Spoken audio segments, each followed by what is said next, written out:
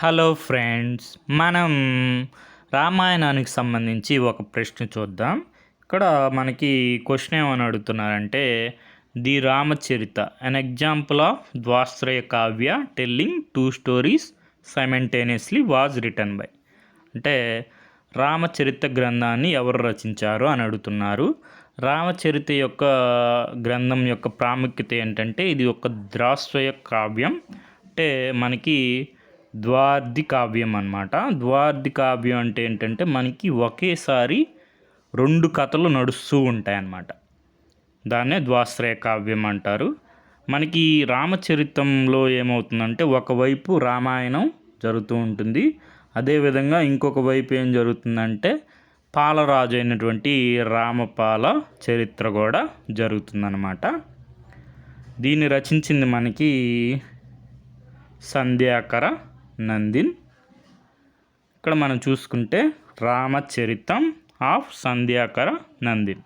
రామచరితాన్ని ఎవరు రచించారు? సంధ్యాకర్ నందిన్ గారు రచించారు.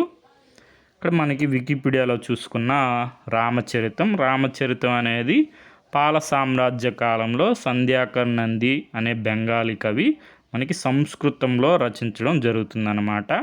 ఈ రచనలో మనకి రామాయణం మరియు పాలరాజు అయినటువంటి రామపాల చరిత్ర కూడా ఏకకాలంలో వివరిస్తుంది.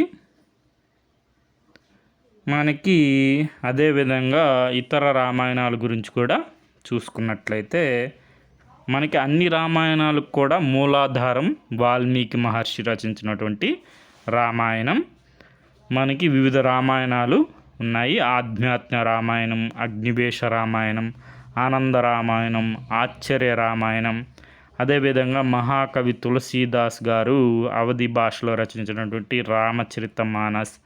మన తెలుగులో చూసుకుంటే తిక్కన గారు రచించినటువంటి నిర్వచనోత్తర రామాయణం, భాస్కర రామాయణం, మొల్ల రామాయణం, రంగనాథ రామాయణం. మనకి కంకంటి పాపరాజు గారు రచించినటువంటి రామాయణం ఇవి ప్రసిద్ధి చెందినవి.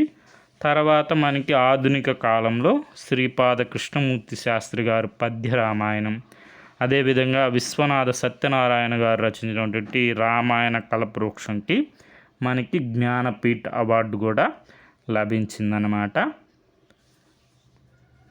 మనకి దీనికి మూలం వచ్చి పురాణ పండ రంగనాథ్ వారి బొమ్మల రామాయణం.